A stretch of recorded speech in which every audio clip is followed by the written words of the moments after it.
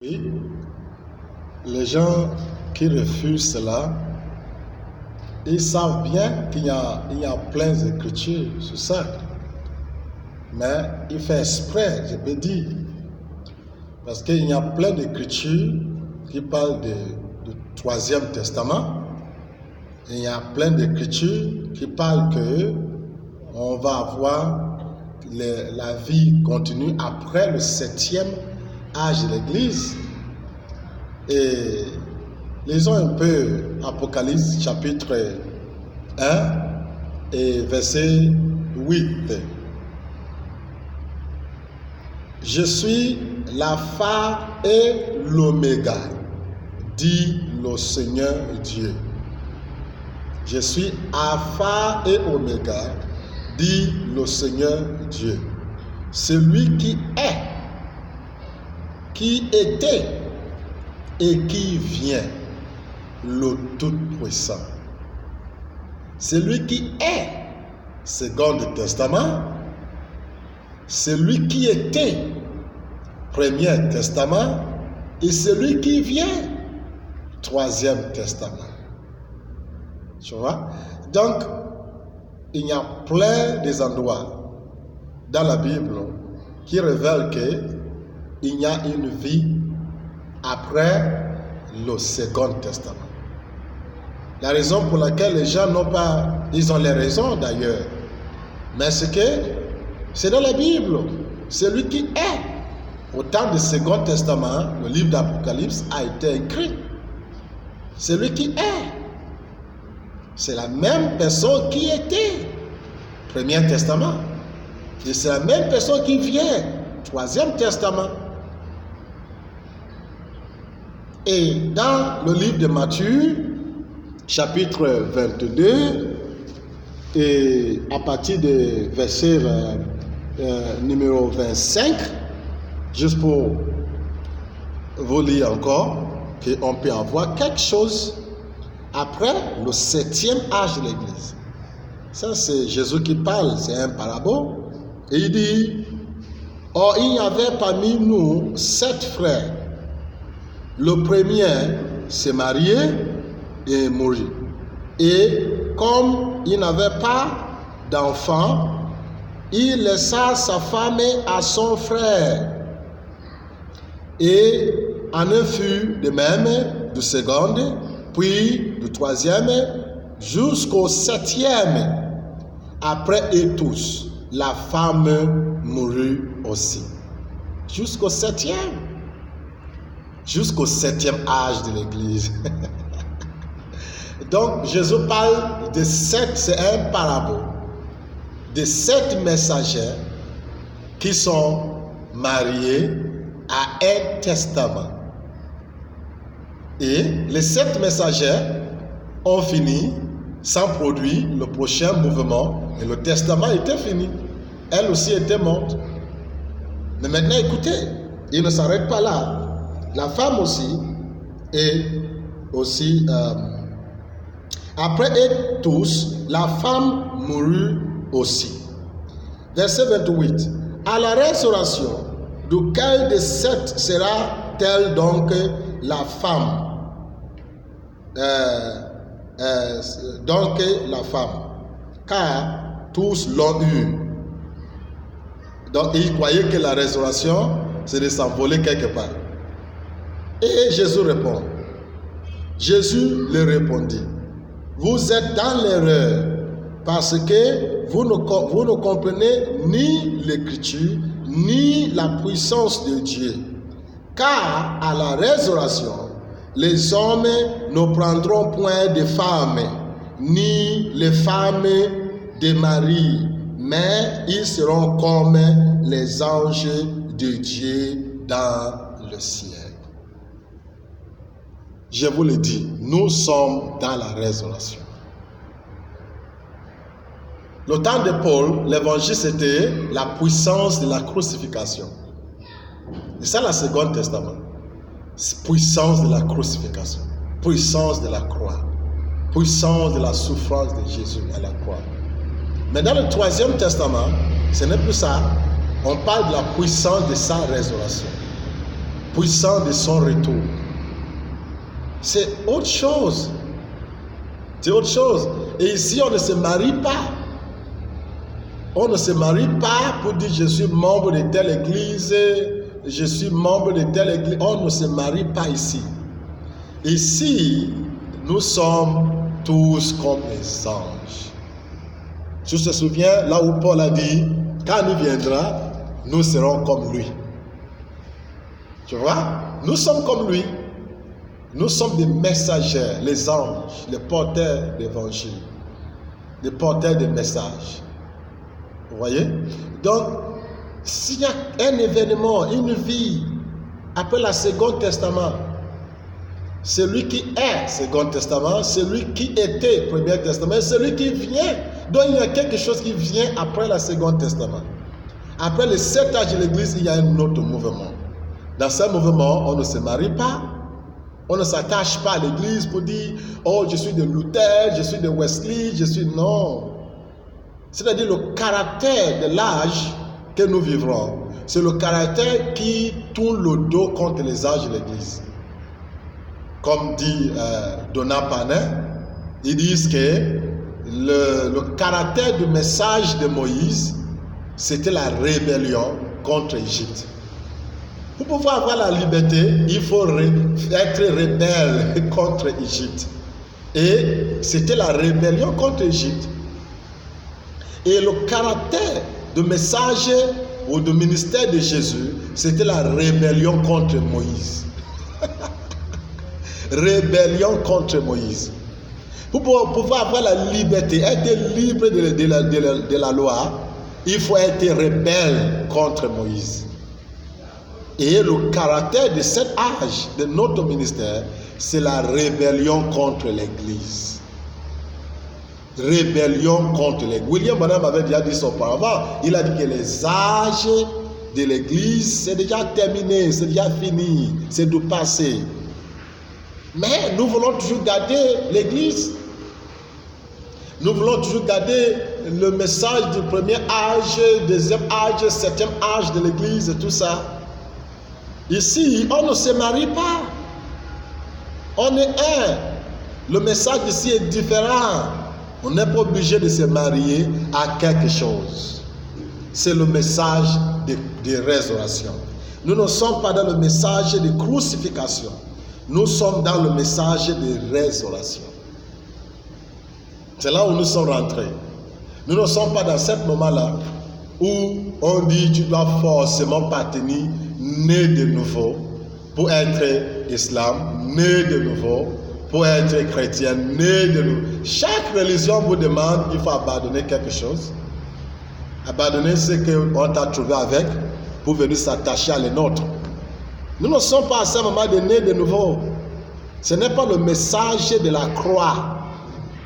Ce n'est pas le message de la crucifixion. C'est le message de la résurrection. C'est la puissance de liberté. Être libre. Être libre de tous les systèmes. Libre de la femme.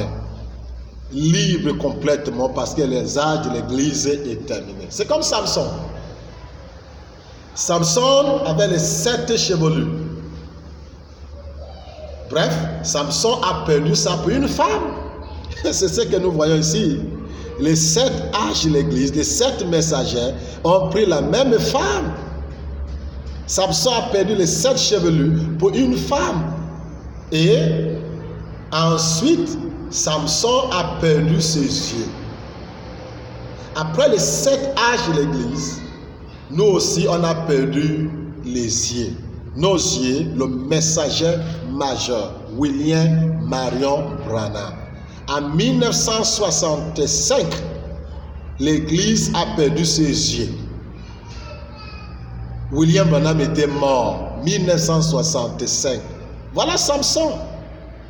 Et Samson était là, en train de servir, comme vous dites souvent les pentecôtistes, servir les choses qu'on désordait, en train de les nourrir, écraser le maïs, et voilà. Et qu'est-ce qui s'est passé après?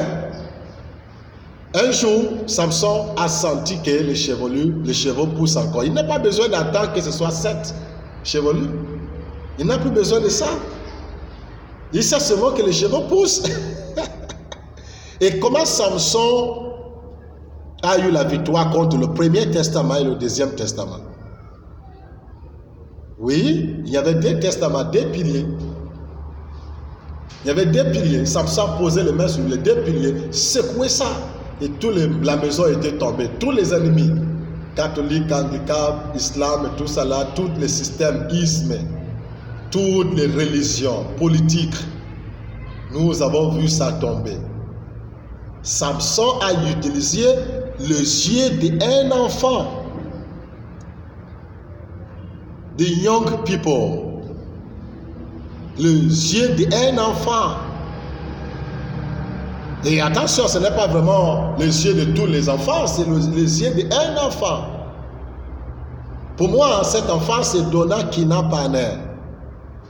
Il était dans son ministère, il a vu William Branham, et le temps approprié, il a conduit le corps de Christ, puisqu'on avait déjà perdu les yeux, perdu les 7 chevelures, le temps de rêver a recommencé. Pendant que les chevaux poussaient, c'est le réveil qui a recommencé. William Branham dit qu'on va avoir un réveil. Et quand le temps de réveil est venu, William Branham, le corps de Christ, qui a déjà perdu les 7 chevelures, qui veut dire 7 âges de l'église, 7 messagers, perdu aussi les yeux, qui veut dire le dernier messager, le prophète, le ministère prophétique. Il est mort, on a perdu le ministère prophétique en 1963. Et un jeune homme a conduit l'église pour toucher les 2 poteaux, briser les 2 poteaux, pour dire les 2 testaments sont de passé. Ce jeune homme, selon moi, c'est Donna Kinapane. Jeune ministère au temps de William Branham, grandi jusqu'à le temps de réveil où les chevelus poussaient. Il a saisi l'onction, poussé le corps de Christ pour dire le 2 testament est fini, c'est désormais le 3e testament. Mais on ne savait pas. On ne savait pas que l'enlèvement du Second Testament est terminé, l'enlèvement du Premier Testament est terminé, l'Antichrist du Premier Testament est terminé, ouvrir la porte pour l'Antichrist du Second Testament et c'est terminé, et ainsi de suite. On croyait que c'était peut-être un événement qui va finir la planète Terre. Mais non, il y a l'enlèvement du Premier Testament, il y a l'enlèvement du Second Testament, il y a l'enlèvement du 3e Testament. Il y a l'antichrist du Premier Testament, il y a l'antichrist du Second Testament, il y a donc c'est juste comme ça. C'est juste comme ça. Alors, et ce jeune homme, c'est un messager. C'est les yeux que le corps a utilisés. N'oublie pas que les yeux de l'église, c'est le prophète majeur. Et vous voyez, dans toute la Bible, il y a une vie après les 7 âges de l'église. Oui, les 7 âges de l'église, c'est la seconde du testament. Il y a une vie. Ce jeune homme était un messager. Il avait les yeux, il a conduit le corps de Christ. Après que le corps a perdu les 7 messagers, le corps a perdu les yeux et le corps a perdu le contrôle. Voilà maintenant le jeune homme qui conduit le corps pour dire une fois encore. Amen. Dans d'autres endroits dans la Bible, on peut citer continuellement le livre d'Apocalypse. Le livre d'Apocalypse chapitre 8 et verset numéro... on peut lire à partir du verset 2 du chapitre 8 de Apocalypse. Et j'ai vu les 7 anges qui se tiennent devant Dieu et 7 trompettes leur fut donnée. Je n'ai pas besoin d'expliquer, n'est-ce pas? Les 7 anges, c'est les 7 messagers. Les 7 trompettes, c'est leur message. Donc, j'ai vu 7 anges et 7 trompettes leur furent données. Mais il ne s'arrête pas là. Verset 3. Et un autre ange vint. Et il se tient sur la terre ayant un accessoire d'or, en lui donnant beaucoup de parfums, afin qu'il ouvre avec les prières de toutes les saints sur l'autel d'or qui est devant le trône. Mais, attends, il devait une bonne fois dire que quand il a ouvert le 7e sceau, on a vu 8 anges, non? Mais pourquoi il a séparé l'autre ange? Parce que l'autre ange n'est pas un messager du deuxième testament. Il n'est pas un messager des âges de l'Église. C'est le jeune homme. Il avait les yeux pour conduire le corps. Il avait les yeux, il avait un ministère prophétique. Et voilà encore ici, il dit qu'un autre vient qui devait maintenant conduire la prière de tous les saints. C'est dans la Bible, c'est là, noir et blanc, Apocalypse, chapitre 8, versets 2 et 3. Et il y a une vie après les âges de l'Église. Les âges de l'Église est déjà du passé. La Second Testament est déjà du passé. Il y a une vie. Oui, ce n'est pas comment s'envoler quelque part, c'est bien écrit. La raison pour laquelle les gens pensent seulement de s'envoler, c'est parce qu'on était programmé ainsi. Mais le sujet, la question n'est pas ça. Il faut qu'on reste fixe à la question. Et je peux vous donner encore d'autres citations où Paul parle du 3e ciel. Ou bien Apocalypse chapitre 10 d'abord. Et c'est l'écriture favorite. L'écriture favorite de tout le monde. Surtout ceux qui croient à le ministère du 7e ange. William Marion Branham. Apocalypse chapitre 10 et verset numéro 7, il dit: mais qu'au jour de la voix du 7e ange, quand il sonnera de la trompette, le mystère de Dieu s'accomplira comme il a annoncé à ses serviteurs les prophètes. Le jour de la voix du 7e ange. Quand il va sonner sa trompette, on vient de lire là où on les a donné les trompettes, non? Quand il va sonner sa trompette, le mystère de Dieu, le mystère singulier. Donc, le 7e ange va révéler le mystère de Dieu. Dieu, c'est un mystère. Ce n'est pas quelque chose de réel. C'est un mystère. Dieu n'est pas rien, c'est un mystère. Et il dit que c'est le 7e ange qui va révéler ce mystère-là. 7e ange. Vous voyez? Maintenant, retournons au 7e ange. Oh, William Marion Branham, le 7e ange. Dis-nous, le mystère de Dieu, c'est quoi?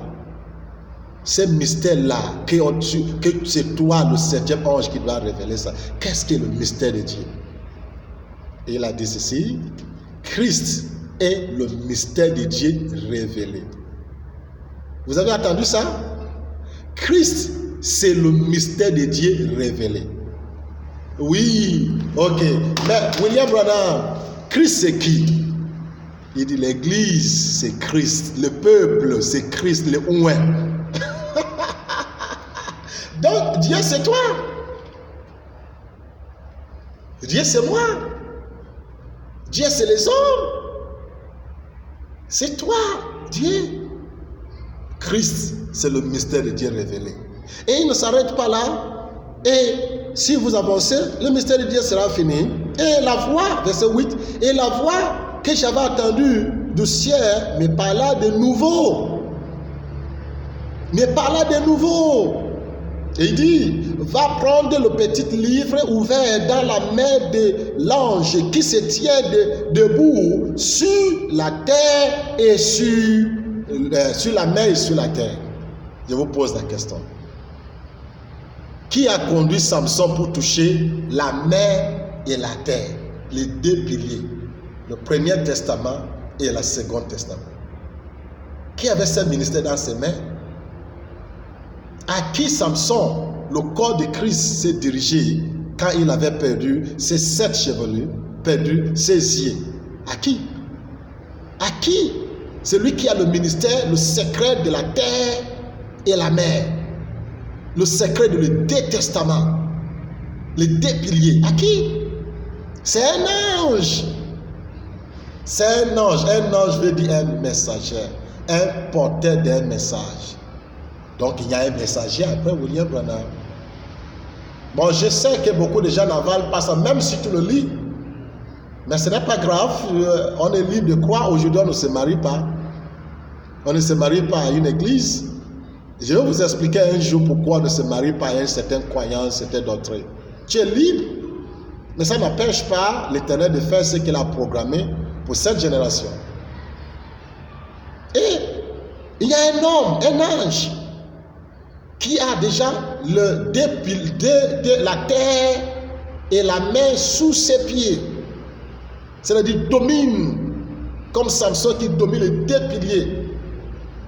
Là, ça sous ses pieds. Il a un message dans ses mains. Main veut dire ministère. Il a un message dans son ministère. Son ministère a un message pour toi. Son ministère a quelque chose pour toi. Et l'ange qui a les mains, les pieds sur la terre et sur la mer. Verset 9. Et j'allais vers l'ange en lui disant de me donner le petit livre. Et il me dit, prends-le et avale-le. Et il sera amer à tes entrées, mais dans ta bouche, il sera doux comme du miel. Verset 10. Et j'ai pris le petit livre de la main de l'ange et je l'ai avalé. Et il fut dans ma bouche doux comme du miel, mais quand je l'ai avalé, mes entrées furent remplies d'amertume. Verset 11. Puis on me dit, il faut que tu prophétises de nouveau. Un nouveau message. Pas l'ancien message. Il y a un nouveau message. Il y a un nouveau message. Dès que tu crois cet ange, tu sauras le nouveau message. Ce n'est pas partout. Il va voir un ange précis. Après les 7 anges qui a eu les 7 trompettes, il y a eu un autre ange. Après que cette femme a marié 7 garçons, elle est morte, alors vient la résurrection. Après celui qui était, il y a les prophéties de quelque chose qui vient. Et maintenant, c'est quelque chose de nouveau. Et l'ange dit, mange-le. Et quand il mange, il dit, prophétisez de nouveau. Allez-y prophétiser. Amen. C'est le temps de nouveauté. Il y a un message nouveau sur la terre. Il y a un message, le jour que vous allez croiser cet ange, vous allez prophétiser. Et vous n'allez pas prophétiser l'ancien message. Non, il dit, il faut prophétiser cette nouveauté. Comment? À les nations, à les tribus, dans le monde entier, il faut prophétiser. Amen. Voilà Paul qui parle dans le livre de 2 Corinthiens chapitre 12 et verset 2 et verset 3, ou bien jusqu'à 4. Je connais un homme en Christ qui fut, il y a 14 ans, ravi jusqu'au 3e ciel. Vous voyez? Il y a eu combien de ciels? Paul était un messager de combien? Quel ciel? Il était un prophète du second ciel, second testament. Premier ciel, premier testament. Deuxième ciel, deuxième testament. Troisième ciel, troisième testament. Et Paul dit, il a vu l'enfer de la seconde ciel. Et il a vu un homme qui s'est transité du second testament au troisième testament. Et troisième ciel, verset 3. Et je sais que cet homme, si ce fut dans son corps ou sans son corps, je ne sais, Dieu le sait, fut enlevé dans le paradis et qu'il attendit les paroles infaillibles qui n'est pas permis à un homme d'exprimer. Voilà un message nouveau qui n'était pas permis à le Second Testament. Le message que nous avons n'était pas permis à le Second Testament parce que c'est la dispensation des poissons. Et le poisson a son emblème comme croix seulement. Je crois seulement. Donc, c'est dogmatique, sans poser les questions. Crois seulement. Et quel est le plus grand message de William Branham? Crois seulement. Tout est possible. Crois seulement. C'est un message de dictature, un message d'intimidation, un message de ne pas poser de questions. Mais c'était interdit, ce que nous avons est interdit, ce que nous parlons aujourd'hui, de dire que nous sommes en train de rebeller contre l'Église. Non, c'est un scandale. Nous savons que c'est un scandale. Mais le temps est arrivé. Paul n'était pas dans en fait, Paul était dans le 2e siècle et il a vu comment William Branham s'est ravi dans le 3e testament. Et là, il a écouté les choses. Non. Il dit, ces choses-là, on ne doit pas dire. Même l'ange lui avait dit, ne parle pas trop du 3e testament. Du 3e Paul, 3e venue de Christ. On veut dire la même chose. Hein? Et même l'ange lui avait dit, tu ne peux pas enseigner les bébés pentecôtistes, ces choses-là. Et William Branham s'est battu quand même pour dire une ou deux choses, mais il savait que même il y avait une vision où William Branham dit que Branham's Tabernacle ne veut plus manger le repas. Vous voyez? Donc il y a une vie après les 7 âges de l'Église. Et Paul a vu le 3e siècle, 3e testament. Alléluia. Il a vu le 3e testament. N'est-ce pas? Et un autre ange vient. Et regardez un peu quelque chose ici dans le livre d'Apocalypse chapitre 22 et verset 16. Regardez bien, regardez. Et peut-être nous allons terminer par là. Il y a tellement de citations des brochures de William Branham. Il y a tellement de citations bibliques. On ne peut même pas tout finir. Mais c'est juste pour vous donner déjà l'ouverture, pour que vous puissiez tout dire vous-même. Sondez l'écriture. Parce qu'un messager, c'est la porte d'entrée. Quand tu rates un messager, tu as raté tout. Comme dit la Bible, c'est lui qui reçoit un prophète. Au nom d'un prophète, il reçoit le message, la récompense d'un prophète. Jésus dit, je suis la porte. Un prophète majeur, c'est la porte d'entrée. Apocalypse chapitre 22, verset 16 et verset 18. Jésus qui parle.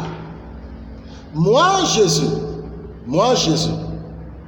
j'envoie mon ange. Jésus dit, il va envoyer son ange. J'envoie mon ange pour vous attester ces choses dans les églises. Tu connais à quel moment qu'on est témoin?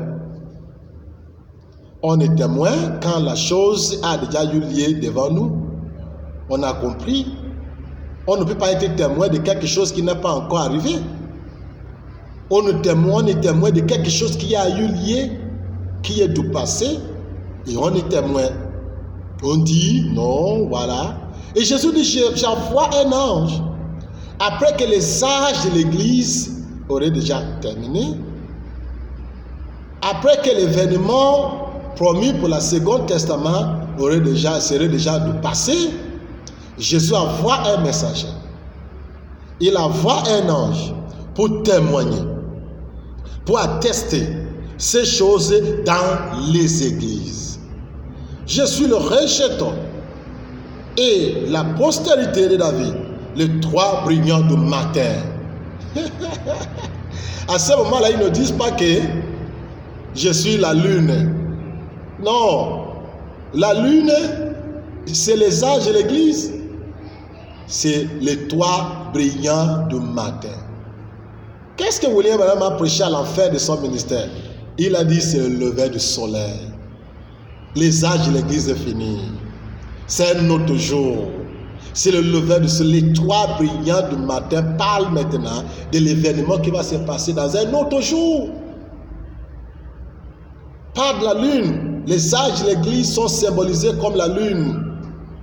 Mais quand les âges de l'Église finissent, alors Jésus envoie un messager pour un mouvement qui n'a rien à faire avec la nuit et la lune et l'étoile.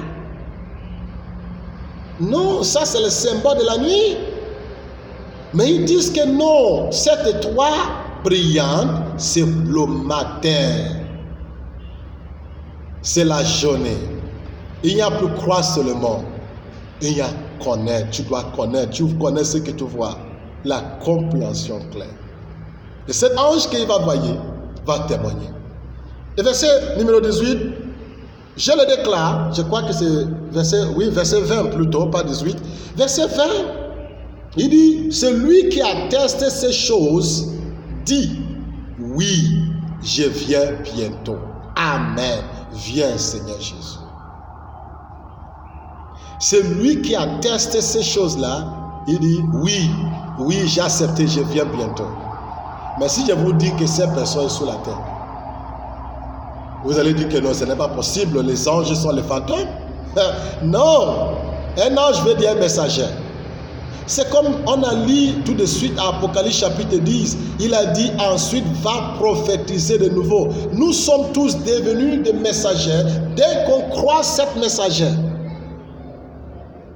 Comme dit William Branham, il dit tu sais ce que je suis en train de faire? Je suis en train de vous faire se positionner dans le même endroit où je suis pour que vous soyez le messager de le même message. Ça a été toujours comme ça. Croise l'ange qui a la domination sur les deux testaments. Vous attendez Jésus venu la seconde fois. C'est déjà eu lieu. Il y a un autre messager qui a déclaré l'enfer du premier testament, l'enfer du second testament. Il a les pieds sur la mer, il a les pieds sur la terre, comme Samson qui a les mains sur les deux piliers. Secouez tout ça là, brisez tout ça là. Et ce jeune homme n'était pas mort. Regardez ce qui s'est passé. Le jeune homme là a fui et la maison est tombée sur les âges de l'église. Tombée sur le système de passé. Samson a accompli sa mission, mais le porteur du message du troisième testament, il est sorti. On a un message qui n'a pas de branhamiste. On a un message qui n'a pas d'église, qui n'a pas de politique, qui disent que nous sommes un. Un message de l'unité, un message de l'indivisible. Croire cet ange, c'est la porte d'entrée. C'est la porte d'entrée. Et après les âges de l'église, après que c'est déjà passé, Jésus a vu un ange. Le problème avec nous, c'est que on raisonne trop. Tu sais ce que les pasteurs, les prophètes, qui savent qu'on ne peut pas refouler cette écriture, les écritures qu'on lit, là, il y en a plein. On ne peut pas refuser, c'est un brochure, c'est là. Tu sais ce qu'ils ont fait? Ils ont commencé à chercher, non, c'est Joseph Branham. En fait, il ne veut pas que vous considérez ça là vous-même. Il veut considérer ça pour vous. Certains disent que c'est telle personne, l'autre dit c'est telle. Mais là, les prophéties de William Branham est claires. 1, il a dit c'est un chef indien. 2, il a dit qu'il devait venir avec un nouvel message. Un indien américain, un blanc, il dit cavalier blanc. Cavalier blanc, il doit venir avec un message. Un message. Ok. Voilà, donc il y a une vie après les âges de l'église. Après les 7 messagers. Après la nuit, il y a une vie. Les 3 brillants du matin a envoyé un ange. Un ange, c'est un homme, c'est un frère, c'est un bien-aimé, et ça, un ange.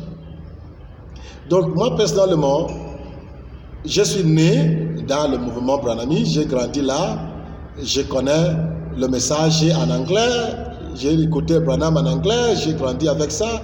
Donc, je sais que certaines personnes font exprès parce qu'ils ont peur de perdre les dîmes et l'offrande, ou bien ils ont peur de perdre la dignité, le grand nom, le grand enseignant, et tout ça peut-être. Mais sinon, c'est partout dans la Bible, dans les brochures de Branham. Ne cherche pas l'échappatoire. Ne cherche pas l'échappatoire. Je reviendrai répondre les prochaines questions. Mais cette question, c'est que la vie après les âges de l'Église. Nous sommes cette vie-là, après les âges de l'Église. Nous sommes ces messagers qui doivent prophétiser quelque chose de nouveau. Ce n'est pas l'ancien message, prophétiser des nouveautés. Ou à toutes les nations, toutes les tribus de la terre, partout, il y a un nouveau message. Ce message, c'est toi, c'est moi. La vie n'est pas arrêtée avec William Branham. C'est les âges de l'Église qui a arrêté. Le monde est venu à l'enfer avec William Branham. William Branham a terminé l'enlèvement du Second Testament. William Branham a terminé la résurrection, le millénium. Tout quoi que ce soit du Second Testament est terminé avec William Branham. Ensuite, une nouvelle monde est venue. Tu sais, exactement comme le Premier Testament. Les enfants d'Israël ne croient pas jusqu'aujourd'hui que Jésus est le Messie. Parce qu'ils croyaient que le monde politique va être détruit et tout le reste. Mais ils ne savent pas qu'il va venir vivre côte à côte avec le judaïsme. Ils ne croyaient pas. Et c'est la même chose. Vous croyez que le monde va finir. C'est le système qui termine. Ce qui est fini au temps de Jésus, c'était le message de Moïse avec le système que Moïse a établi. Et ce qui est venu à l'affaire du monde d'aujourd'hui, c'est les âges de l'Église, le système de religion. N'accepte pas que ça vous lie. Le pouvoir est dans ta main de se libérer. Libère-toi de ce système-là et vive ta vie. Ça, ce n'est pas le temps de dictature. Ce n'est pas le temps d'imposer sur les gens. C'est le temps de freedom, liberté. C'est le temps de choix, de faire ton choix et vivre selon ton choix. Ce n'est pas le temps de l'uniforme pour dire tout le monde doit croire pareil. Non, les choses ont changé. L'enfer, le ciel du Second Testament sont dépassés. Gog et Magog, millénium, tout que vous allez citer, ils sont dépassés. Comme c'est passé avec le Premier Testament pour ouvrir la porte à la Second Testament, la même manière que cela est passé pour ouvrir la porte à la Second Testament, Troisième Testament. Je vous assure, il y a un messager sur la terre. Et c'est lui la porte d'entrée. Ne cherche pas l'échappatoire pour dire, je pense que c'est telle personne, je pense. Tout ça que vous allez passer, tout ne sera pas vraiment le cœur de la chose. On peut avoir l'imitateur. L'imitateur vient seulement quand il y a l'original. L'imitateur vient quand... Regarde, tout le monde parle du Troisième Testament aujourd'hui, mais c'est pareil, ils disent que l'enlèvement va venir un jour. Parce que c'est l'imitateur. Dès que la chose est ouverte, on va copier. Comment quelqu'un va dire que nous sommes dans le Troisième Testament et il croit que Jésus vient dans un corps physique un jour? Comment quelqu'un va dire qu'il est dans le Troisième Testament et il dit que William Branham c'est le dernier messager? Mais il ne comprend pas. Dernier messager dans quel cadre? Nous sommes le peuple du Troisième Testament. Ça vous de sonder l'écriture. Je vous ai seulement donné juste quelques-uns. Il y en a plein. Je reviendrai pour la prochaine question. Shalom et à bientôt. Amen.